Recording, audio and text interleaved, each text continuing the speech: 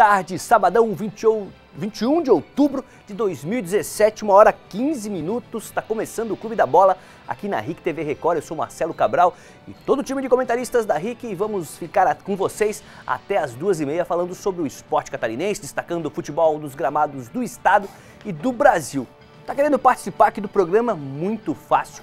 Nosso e-mail é clubedabola@ricssc.com.br ou se preferir pelo Facebook, facebook.com/Clube da Bola RIC. Mande a sua foto, a sua pergunta, temos um convidado hoje aqui nos estúdios, mande seu comentário, nos ajude a fazer o programa deste sábado. Pratica algum esporte? Seu filho, sua filha, o namorado, a namorada, tem aquela foto legal, aquele vídeo irado da sua equipe, do seu time, manda pra gente. Olha só os registros que a produção separou essa semana, é muita foto chegando. Esses aí são os amigos de quinta, lá de Chapecó. Olha só a galera, busca a camisa da Chape, camisa da Chape mais antiga, tem uma camisa do Inter ali no meio. Os amigos de quinta, galera lá de Chapecó. Será que o Badá tá no meio dessa galera aí? Deixa eu ver. Não, o Badá não tá. Depois o Badá conta quem são esses, quem é esse time aí. Tem mais foto pra gente, vamos dar uma olhada. A galera do Jiu-Jitsu, das artes marciais, participando bastante, mandando várias fotos. Tá aí na tela, ó.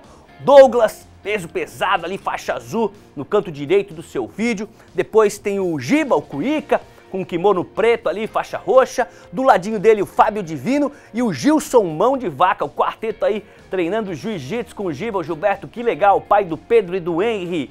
A galerinha tá aí treinando jiu-jitsu sem parar diariamente. Tem mais foto, muitas fotos chegam durante a semana. Se a sua foto não apareceu, não te preocupa que ela entra na semana que vem. Giovano Farias e o Mr. Badá, né?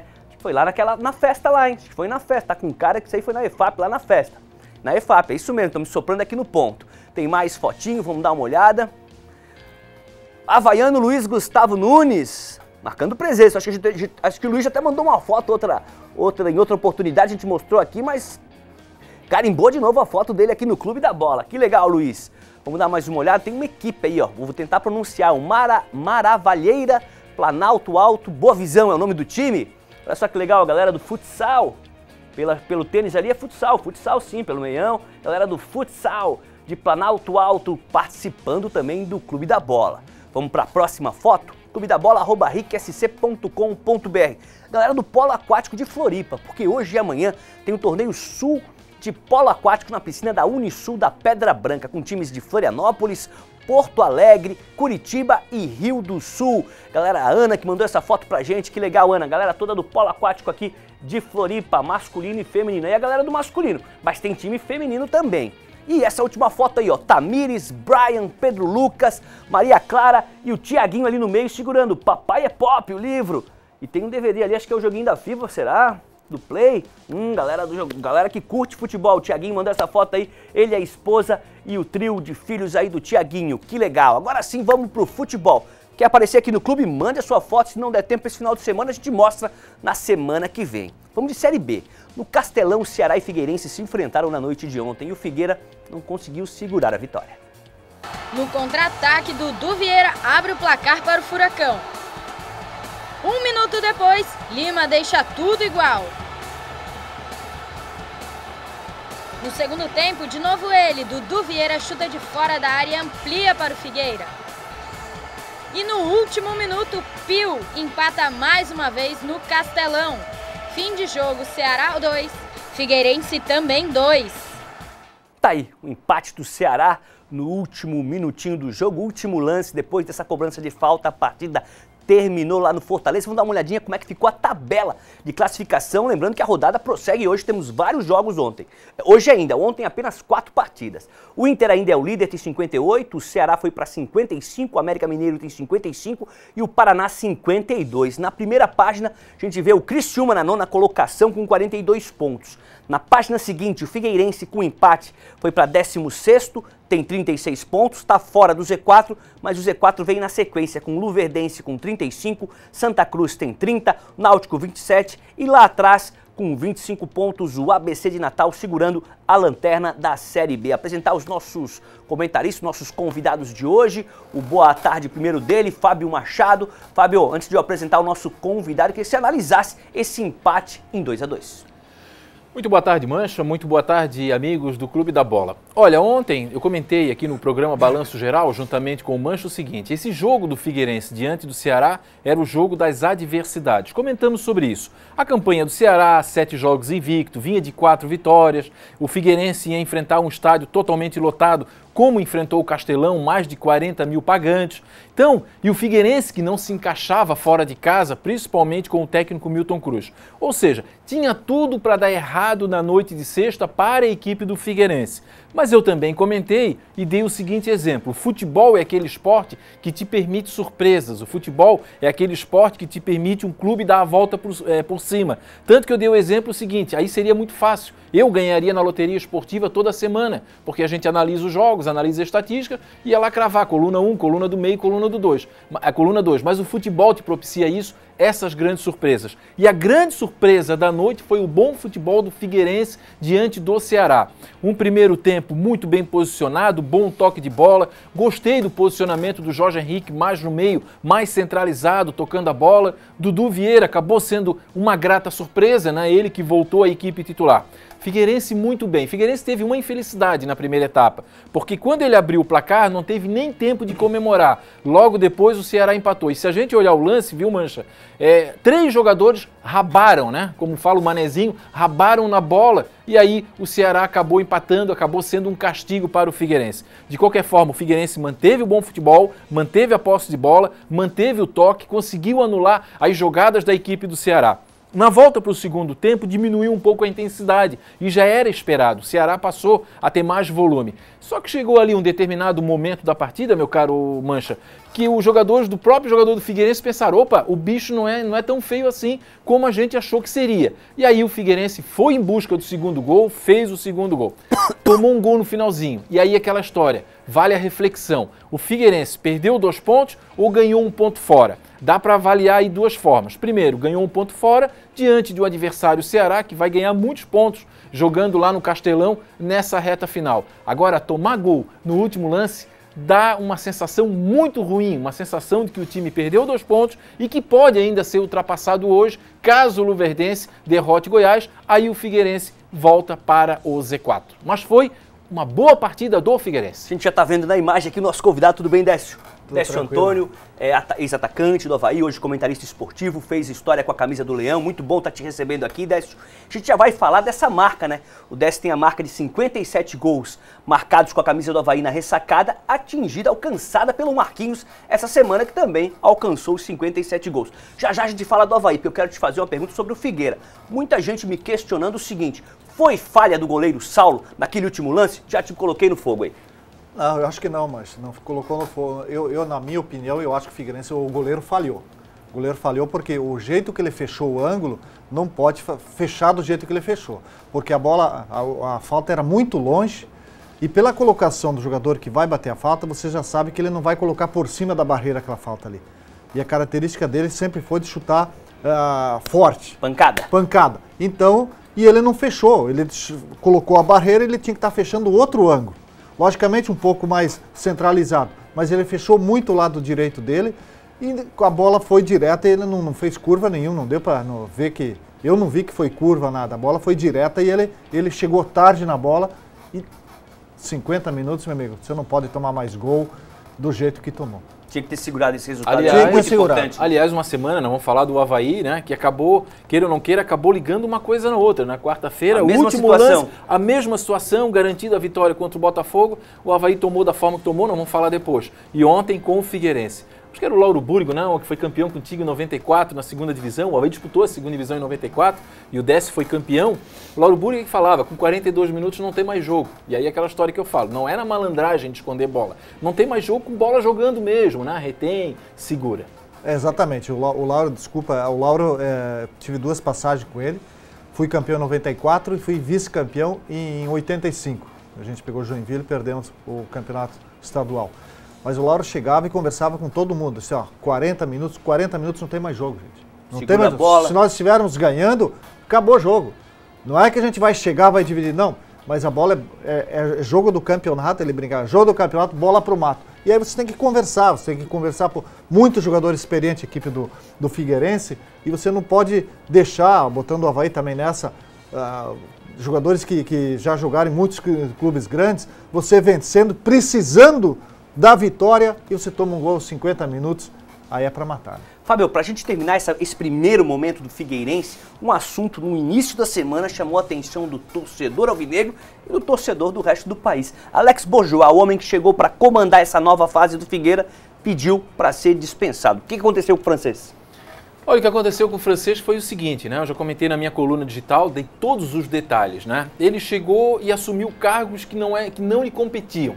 Se meteu no futebol, se meteu na preparação física, a demissão do Carlos Paruker teve o dedo do Alex Bourgeois, ou seja, chegou num momento ali que os próprios jogadores internamente ficaram desconfortáveis. Só para dar uma informação aqui, quando eu postei, fiz o meu comentário, eu recebi uma ligação de dentro do Figueirense de um funcionário agradecendo por eu ter falado aquilo. Agora imagina que situação que ele acabou não criando. Até o Alex Bourgeois, ele não errou, digamos assim, por maldade. Ele errou de fato. Quando ele agiu errado. Ele era para ter chegado um pouco mais calmo, segurado, puxado o torcedor para si. Até ali ele acertou. A chegada do Fernandes foi toda correta. Agora, a partir do momento, você tem que delegar funções. Você tem que gestar, né? Você tem que delegar função. O Marcelo Mancha vai apresentar o programa. Nós temos câmeras. Tem o Décio aqui, que é o convidado. Agora, a partir do momento em que ele quer fazer tudo, quer dizer, só faltou praticamente entrar em campo. E aí também teve outra divergência que eu acabei não tocando, mas eu vou falar aqui. Ele falou em muitas situações em nome do clube de forma não autorizada. Ele foi infeliz, inclusive, nas suas mídias sociais, quando chegou provocando a torcida do Avaí, quando ele disse que que o Beira-Rio iria virar uma beira-mar, quer dizer, fora de sintonia, né? Não é uma coisa de um dirigente fazer isso. Então aí acabou justificando seu apelido de breve, ficou 3 meses no São Paulo, ficou 3 meses no Figueirense, ficou 4 dias sem se manifestou essa semana nas mídias sociais, muito evasivo, assim, muito por cima, né? A sua declaração, culpou um pouco a imprensa, disse que não foi compreendido, mas enfim, Figueirense segue, é importante esclarecer, a parceria segue firme. Rapidinho, Décio, te pegou de surpresa essa saída do Alex? Olha, muita gente de São Paulo já estava falando quando a contratação dele, né? Sobre o jeito que ele trabalhava. Então não foi surpresa não, porque dentro daquilo que o Fábio falou, ele fez muita coisa, se meteu em muitas coisas que não era da área dele. E quando você quer trabalhar, você quer aparecer, faça teu trabalho direito, que as coisas ao normal vão aparecer. Legal, vamos seguir falando da Série B. Renan Meinen fala sobre a derrota do Criciúma diante do Vila e sobre o Inter. Daqui a pouquinho o Inter já está na área. Diz aí, Renan, boa tarde. Boa tarde, colegas do clube, boa tarde para todo mundo ligado na gente. Uma semana muito difícil para o Criciúma, essa que é a verdade. Depois de uma derrota para o Vila Nova em casa, diante da torcida, era um adversário direto na briga pelo G4 e dessa forma o Criciúma praticamente se despede deste sonho de brigar por um acesso à Série A do ano que vem. Perdeu por 1-0, bem verdade, estava com um time bastante descaracterizado, com 5 desfalques, mas o rendimento foi terrível, praticamente não chegou ao gol adversário e não fez frente para o Vila, que fez uma partida segura. O time do Emerson Maria jogou muito bem, essa que é a verdade, e mereceu a vitória. A gente precisa ser realista nesse sentido. E chama a atenção que, olha, o Luiz Carlos Vinck foi demitido com 54% de aproveitamento à frente do comando tricolor. Beto Campos está com 44% agora. E aí? Parece que o problema não era exatamente o técnico, realmente faltam peças, o Criciúma tem muitas carências e isso se demonstra agora nessa reta final de campeonato. Se tem uma boa notícia para essa partida de logo mais contra o Internacional, é justamente o retorno daqueles 5 atletas que desfalcaram o Tigre na rodada de terça-feira. Volta todo esse pessoal, o Beto Campos vai poder escalar o time que considera ideal, os titulares do Criciúma. E tem também a própria figura do técnico, que afinal de contas foi campeão gaúcho justamente em cima do Internacional com um time do interior, algo que não acontecia há muito tempo no Rio Grande do Sul. Foi campeão gaúcho com o Novo Hamburgo, então há uma confiança também nesse sentido. E o treinador falou como segurar o líder do campeonato. Nós, no momento que surgir as oportunidades que a gente for criar, procurar finalizar, fazer o gol, porque realmente... Contra uma equipe dessa qualidade, não dá para se errar muito, né? Nem tanto ofensivamente, muito menos defensivo. Então é um jogo de erros mínimos. Olha, e também gerou polêmica a questão dos ingressos colocados à disposição para a torcida do Internacional, para esse jogo de logo mais. Geralmente o Criciúma coloca pouco menos de 2.000 ingressos para a torcida visitante, dessa vez são mais de 4.000. A área destinada à torcida colorada aumentou e muito, tendo em consideração o que geralmente é o espaço para a torcida visitante dentro do Heriberto Wilson. Teve torcedor que não gostou, mas o clube se justificou dizendo que pode lucrar um pouquinho em cima dessa situação, já que havia muita procura por ingressos para a torcida colorada. E aí eu deixo essa pergunta para os colegas. Vale a pena pensar um pouquinho em orçamento, em lucro nessa reta final de campeonato brasileiro da Série B, ou não tem nada disso e devia ser a mesma quantidade de torcedores que sempre é para os visitantes? Pepino está com vocês. Olha, valeu, Renan. Olha, eu vou deixar para o Fábio, para o Décio analisarem, mas acho que não tem problema, né? Se não atrapalhar o torcedor do Criciúma, abrir um pouquinho mais espaço, a gente sabe que Inter, Grêmio, Flamengo, Corinthians, o próprio Vasco, Botafogo, tem muitos torcedores aqui em Santa Catarina, então não só na reta final, de qualquer momento, se não atrapalhar o torcedor do Criciúma, acho que tá tranquilo, né, Fábio? Olha, eu tenho a seguinte opinião, é a lei da oferta e procura no mercado, né? Se a diretoria do Criciúma, como tu falou, tirasse torcedor do Criciúma para colocar torcedor do Inter para faturar mais, eu seria contra. Mas aquele espaço ali, muitas vezes, está vazio. O torcedor do Criciúma não tem colaborado, não tem ido no estádio Heriberto Wilson. E aí a diretoria, chegando no final de ano, paga 13º, rescisão, aquela coisa toda, ela viu uma necessidade de faturar mais, sabendo que o torcedor colorado estará presente. Eu acho que não é assunto para polêmica. Pode ser um assunto aí para se questionar internamente, com a torcida organizada. A polêmica aí eu acho que não cabe. Eu acho que é a lei da oferta e procura, tanto que o Avaí pratica isso, Mancha. Isso que eu ia falar. O Avaí tem aquela faixa A, faixa B, faixa C, que é de acordo com o adversário, não é um oportunismo. Antes do campeonato já foi estabelecida. O que eu sou contra é o oportunismo. Sabe o que é oportunismo? O ingresso é tudo 40, Décio. Aí, vem o Flamengo aqui em cima da hora, eles aumentam para 100, para 150. Isso é oportunismo. Quando é previamente acordado, divulgado com a imprensa, eu não vejo necessidade de polêmica. Acho até dessa, que eu não sei se é o Scarpelli ou se é a ressacada, não estou me recordando. Tem até uma grade móvel, né? Que ela abre o espaço ou ela fecha o espaço de acordo com a necessidade. Eu sou favorável ao que o Criciúma está fazendo, porque o estádio vinha sendo lotado, estava sendo lotado nos jogos, não. Agora que é contra o Internacional, é uma grande oportunidade. Eu também falo do Inter, do Avaí, do Figueirense, que tem que abrir mais, conforme o Fábio falou, muitos jogos, porque o torcedor vem de fora.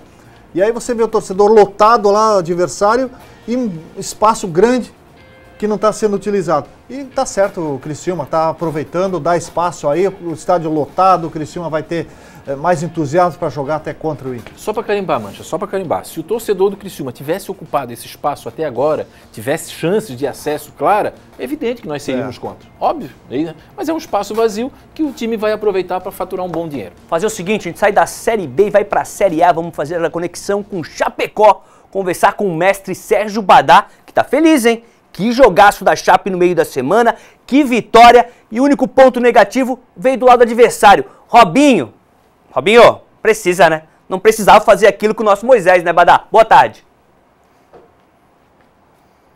Olá, Mancha, boa tarde, um grande abraço para você, todos ligados aí no Clube da Bola, um abraço especial para o Décio Antônio, aí esse sabia das coisas, né? Era cruzar na área e sair para o abraço, né? Sempre bom rever o amigo, mas foi uma bela vitória da Chapecoense, talvez a melhor atuação do ano, primeiro tempo, principalmente, a melhor atuação da Chapecoense no Campeonato Brasileiro, fazendo feijãozinho com arroz, né? Eu tô o ano inteiro aqui no Clube da Bola, quantas vezes eu falei que a Chapecoense não tem time, não tem conjunto para jogar no 4-3-3.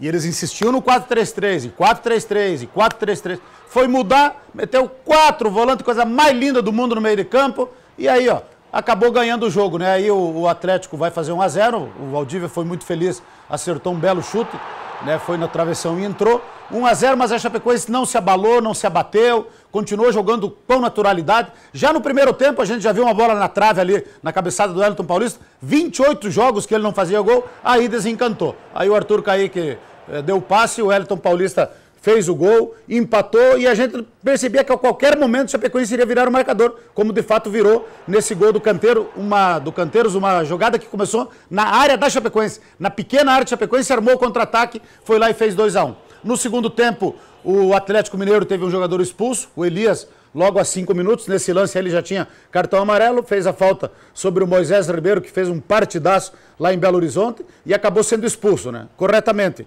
Aí a gente imaginou, bom, com um homem a mais a Chapecoense vai mandar no jogo, mas não. O Atlético cresceu na partida, mesmo com um homem a menos, e chegou ao gol do empate. Nessa cabeçada do Fred, uma falha do sistema defensivo. Não pode deixar, né, o Fred completamente livre, como ele estava nesse lance aí, desatenção da zaga, e o Atlético empatou. E aí foi o lance polêmico, negativo, né? Ficou ruim, ficou ridículo pro Robinho. Onde é que tu joga, onde é que foi campeão, essa coisa toda que não cabe mais no futebol. E aí o terceiro gol, ao natural, com tranquilidade, jogada do Reinaldo pela esquerda, com o Arthur Kaique, o cruzamento, e o Luiz Antônio de grande atuação, o melhor dele, desde que chegou na Chapecoense, fez 3-2 e foi uma bela vitória, uma vitória justa, merecida, fazendo feijãozinho com arroz. Uma linha de 4 atrás, 2 volantes na cabeça de área, o Amaral, que voltou, depois de 7 meses, voltou muito bem, Moisés Ribeiro um pouco mais solto para jogar, e 2 meias avançados, Luiz Antônio pela direita, o Canteiros pelo meio, e os atacantes lá perto da grande área, que é onde os atacantes têm que jogar. Porque no 4-3-3 os atacantes não sabiam se marcavam, não sabiam se voltava para buscar jogo e não faziam nenhuma coisa nem outra.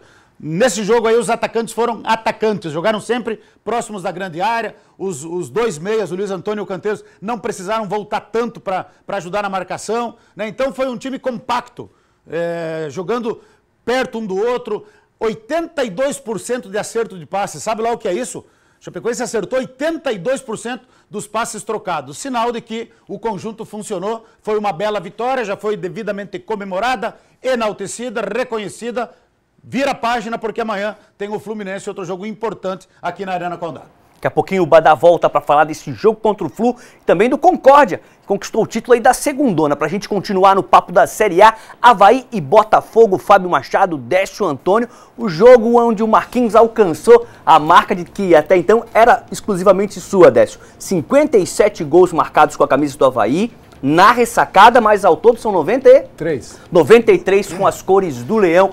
A situação parecida com a do Figueirense, deixou escapar no finalzinho, né, Fábio? Sobre esse jogo a gente repete também aquilo que a gente falou, né? O torcedor ele reclamou muito da arbitragem, mas se nós pararmos aqui para rememorar o que aconteceu, vai ver que a culpa foi única e exclusivamente dos jogadores do Avaí, que não tiveram capacidade de segurar o resultado quando o jogo estava definido.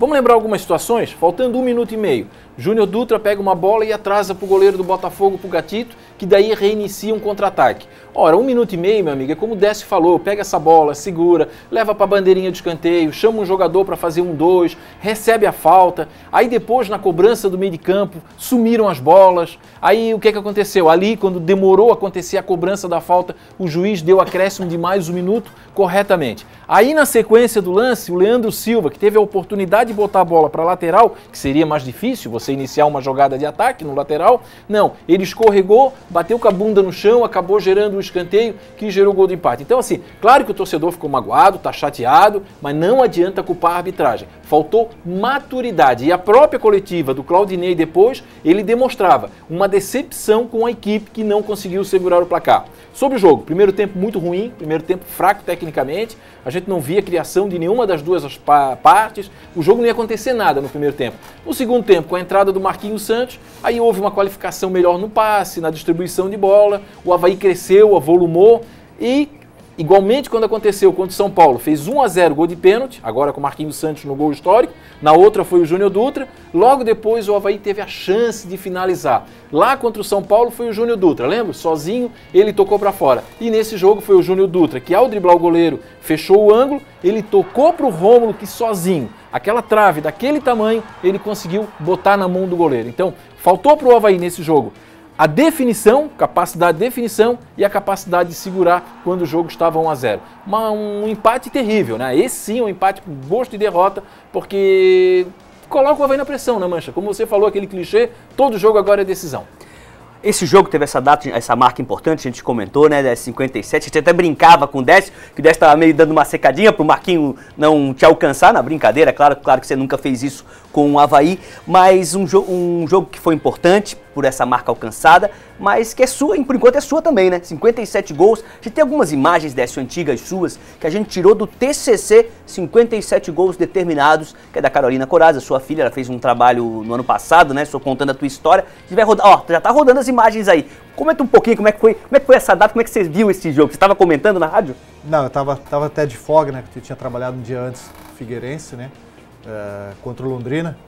E aí eu tive de folga, mas assistindo o jogo, eu também falo o que o Fábio falou, que o Avaí foi culpa dele mesmo, né? Dos jogadores. Você tem que isentar o treinador que empatou a partida. O treinador não tem nada que ver. Agora, os jogadores em campo, a experiência que eles têm, não fizeram efeito.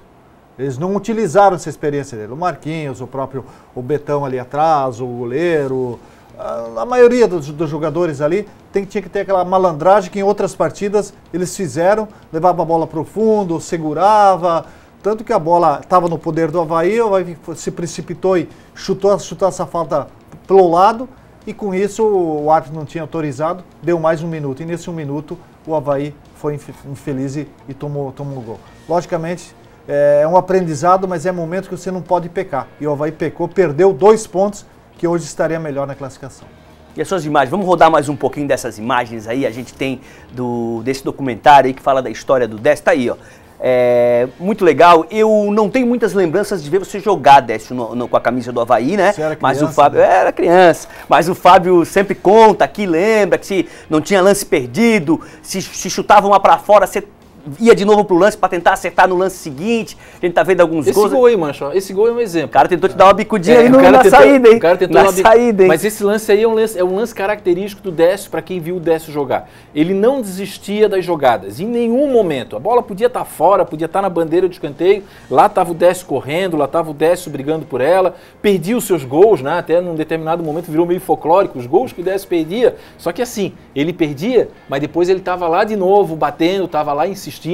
E outra coisa que muita gente às vezes não valoriza o Décio, tá aí, ó. Perna comprida? O Décio tinha perna comprida, grande velocidade, se movimentava muito rápido, fazia uma transição do meio para o ataque, era um exímio cabeceador, e eu acho que justifica, né? O Marquinhos é uma geração, é o meia, mais técnico, mais tempo jogando com o Avaí, e o Décio é isso aí, ó. Recebia a bola, ele era muito vigoroso, né? Muito forte, muito alto, com passadas largas e uma capacidade de definição incrível. Fez gols muito importantes e conquistou títulos, né? Inclusive com o Avaí.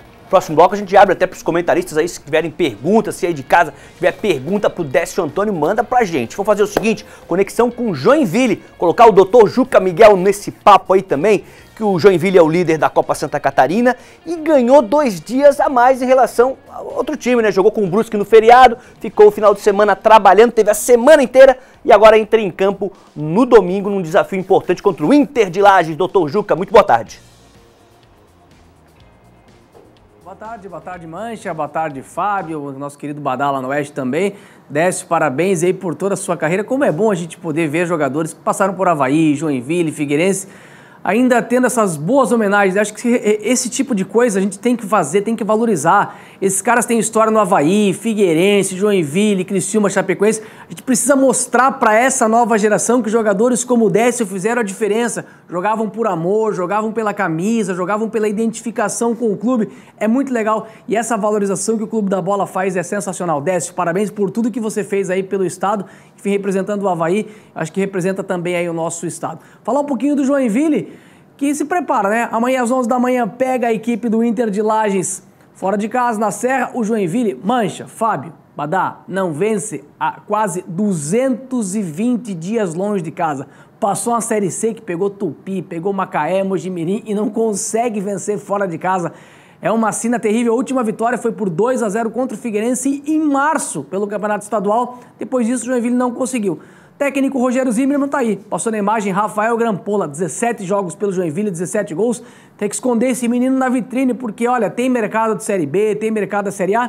Acho que a partir de janeiro vai ser muito difícil conseguir segurar o Rafael Grampola. Mas é isso, é um time em formação, é um time onde o Rogério Zimmermann, no treino de ontem, deu uma declaração muito forte.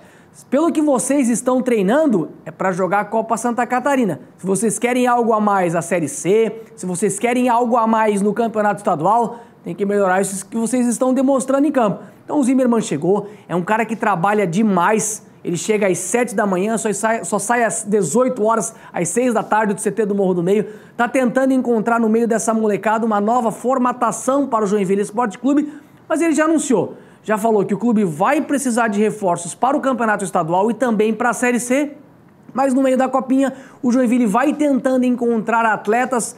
Aí, para de repente, o próprio Eduardo Persson, volante, boa saída, aquele cara que chega na área, desarma, tem bom passe. Matson, outro menino. Gustavo é um garoto que também vai se aprimorando. E no meio desses garotos da base, o Joinville vai utilizando a Copa Santa Catarina para tentar diminuir um pouco o orçamento, porque tá difícil. Salários seguem atrasados, o Joinville segue um caos financeiro. Há muito tempo não passava por isso. Fora de campo, a nova diretoria já começa a iniciar o processo de transição, eleições só em abril do ano que vem, mas enfim, os bastidores do Joinville seguem muito fortes, mas dentro de campo é uma equipe que aos pouquinhos, Mancha, vai tentando encontrar o seu caminho, mas precisa vencer fora de casa. Já pensou? Avaí, Figueirense, Chapecoense, 220 dias sem vencer longe de casa? Meu Deus, me ajude, o Araldi vai ficar bravo, mas a vitória tem que vir amanhã contra o Leão lá na Serra, às 11 da manhã. Do Juca, daqui a pouco o Juca volta para falar mais sobre o Jack. Vamos fazer o seguinte, colocar o Badá aqui nesse papo, que a gente vai falar da segunda divisão, né? Passar a régua aí nos assuntos da semana. Concórdia, Ercílio Luz, transmissão da Record News para todo o estado de Santa Catarina. Não tivemos gols, mas a vantagem conquistada pelo Concórdia no primeiro jogo valeu o título de campeão da segundona, né, Badá? Você estava lá? Estava lá. E estava também na decisão de 97, que o Décio Antônio fazia parte da equipe do Avaí, que ficou campeão contra o Tubarão, né? Lá na Ressacada. Nós transmitimos os dois jogos em Tubarão e também lá na Ressacada. E eu estava olhando ali, hoje os caras reclamam dos gramados, né, cara? Pois é, técnicos, jogadores, pois é, o gramado não ajudou, o gramado estava pesado, o gramado encharcado, a gente viu ali os gramados que esses jogadores tiveram que encarar algum tempo atrás, né? Então, quem sabe jogar, joga em gramado bom e gramado ruim também. E o Concórdia, muito merecidamente, conquistou o título da segunda divisão, da Série B. Não foi um grande jogo, o jogo da volta. O primeiro jogo o Concórdia ganhou pelo placar de 3-1. Mas o bacana é isso aí, né? O bacana é tu chegar na cidade e tu sentir, porque te dá um desânimo quando tu chega numa cidade para transmitir um jogo e tu não sente clima de futebol, né, cara? Aí não, nas duas vezes que eu estive lá, no jogo contra o Marcílio Dias e também no domingo passado, né, um clima de futebol, clima de decisão, torcedor nas ruas com a camisa do clube, recepção a delegação, né? E dentro de campo o Concórdia, de forma inteligente, muita segurança, administrou, podia perder por 2-0, por 3-1, por 4-2, podia perder por 2 gols de diferença, né, que seria campeão. E o Ercílio Luz é que eu esperava mais do Ercílio Luz, para o time que precisava vencer, né? No primeiro tempo não quis jogar, o jogo foi bem morno, aí teve um gol anulado pelo auxiliar, até agora, sinceramente, não consegui ver o que aconteceu, mas enfim, no segundo tempo, e o próprio técnico do Ercílio Luz falou no intervalo, né, na nossa transmissão, que ele iria soltar mais o time no segundo tempo, só que aí tinha 45 minutos para fazer 3 gols, ele tinha que ter soltado o time no primeiro tempo, já partir para cima, que era o que todo mundo esperava, mas não, né, aí foi o grande lance, o zagueiro do Ercílio Luz, eu acho que é o Iago, que cabeceou na trave, não muito mais do que isso, a gente vai ver aí o Concórdia, não teve nenhuma grande oportunidade, administrou com inteligência, com segurança, teve posse de bola, né, não se expôs muito, e aí a festa, né, da equipe do Concórdia, do técnico Mauro Velha, né, que havia conquistado o título da Série B em 91, como jogador do Concórdia. E agora, depois de tanto tempo, depois de 26 anos, né, leva o Concórdia para a Série A do futebol catarinense, agora como treinador. Então, foi uma festa bonita, parabéns ao Concórdia, parabéns aos seus torcedores, né? O pessoal assiste muito o Clube da Bola, né? E até brincavam, né? O ano que vem o Clube da Bola vai ter que dar espaço para o Concórdia. Com certeza vai ter espaço, até porque agora está na Série A. E Série A tem muito mais visibilidade do que uma Série B, né? Então, ficou em boas mãos, tanto o título quanto a outra vaga que pertence ao Ercílio Luz, e nos encontraremos ano que vem na primeira divisão. Legal, Badá. Pegar até o ganchinho do Badá, essa visibilidade, Décio, que a Record News acabou dando, o Grupo RIC acabou dando para a segunda divisão, para o basquete catarinense, daqui a pouco a gente fala de basquete, também para a Copa Santa Catarina, a Record News vai transmitir a reta final da competição, importante para todos, né? Para o clube, para o torcedor, para os jogadores, essa valorização, tendo um jogo transmitido para todo o estado e, aliás, para todo o planeta, né? Através das redes sociais, né? Sem dúvida, parabéns à Record News, porque eu assisti a primeira partida, quando o Ercílio jogou em casa, o Concórdia. Concórdia fez uma bela de uma partida, mereceu realmente, jogou melhor e fez o resultado na primeira partida. Depois em casa empatou 0-0, já poderia tranquilo.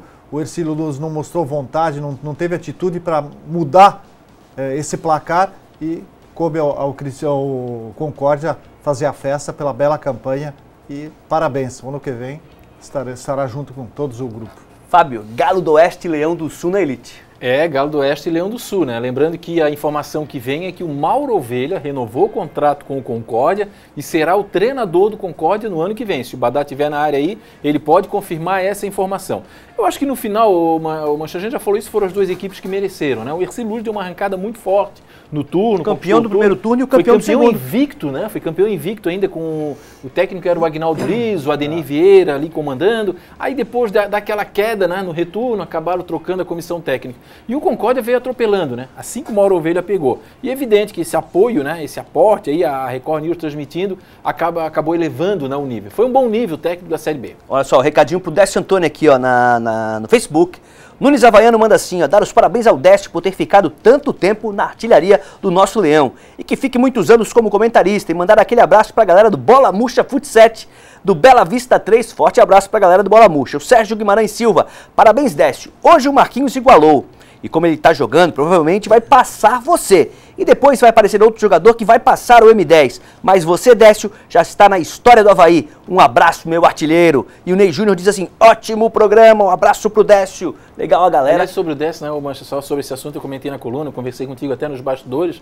Eu perguntei pro Décio, eu acho que o Décio lembra uma vez, aí faltavam uns 4 gols ainda. Lá na ressacada, né? Eu disse, ô Décio, o Marquinhos vai passar, vai chegar. Vai igualar e vai passar. Vai igualar. O que tu pensa sobre isso? Ele assim, ó, Fábio, eu acho que é a oportunidade que tem de resgatar aquilo que eu fiz para a nova geração saber quem foi o Décio Antônio. O nome dele já está na história. Está na história, sem dúvida. Então, esse é o ponto mesmo que eu só tenho que agradecer. Sou feliz, porque se o Marquinhos não tivesse aparecido, muitos jovens, adolescentes hoje, não saberiam quem é o Décio Antônio, né? O que tinha acontecido? E assim está sabendo, através do Marquinhos passando, chegando, igualando 57 gols, está saindo na mídia, está sabendo, isso engrandece tudo e é bom, prova aí principalmente. Que legal, que legal. Olha só que legal, que aconteceu muito interessante. Na semana passada, a gente mostrou uma foto aqui de um projeto social Lutar para Vencer, do professor Jackson Botelho, que trabalha com jiu-jitsu com crianças do Morro do Horácio, aqui em Florianópolis, comunidade aqui da capital. Os mestres Cláudia Arraes e Geraldinho visitaram essa semana o projeto e doaram 20 kimonos, a roupa do jiu-jitsu, para treinar jiu-jitsu, novinhos, 0 quilômetros. E ainda convidaram os atletas para uma competição aí de nível internacional que vai acontecer na cidade. De quebra, deixaram um recadinho para a galera. Diz aí, mestre! Boa tarde, Mancha. Boa tarde, pessoal do Clube da Bola. Sou o professor Cláudio Arraes, que o faixa preta Geraldinho. Estamos aqui no projeto Lutar para Vencer. Viemos aqui fazer uma ação social, colocar a criançada para disputar o campeonato da UAE JJF Regional Sul, com o apoio da Opel. Estamos trazendo os kimonos aqui para a criançada participar do evento. E queria convidar todos vocês a participar do evento. É um evento que vem pela Federação Brasileira, pela Federação dos Emirados Árabes. O jiu-jitsu é matéria obrigatória em todos os Emirados Árabes, em todas as escolas dos Emirados Árabes. E por isso a gente está dando esse apoio aqui, esse incentivo à criançada participar. Então, os projetos sociais estão convidados, né, vão estar com os atletas lá competindo e fazendo o esporte crescer desde a base aqui no estado. Legal, professor Cláudio Arraes, o Claudinho Arraes, professor Geraldinho, muito legal. Já tinha visitado o projeto, algumas crianças que estavam começando ainda treinavam de calça de agasalho, de camiseta, não tinham um kimono, o kimono custa caro, um kimono novinho daquele estilo ali, custa caro sim. Muito legal a atitude de vocês, essa ação aí social merece mesmo esse apoio, muito massa. Vamos pro intervalo e na sequência a gente volta para falar mais do futebol catarinense aqui no Clube da Bola. Não sai daí, hein?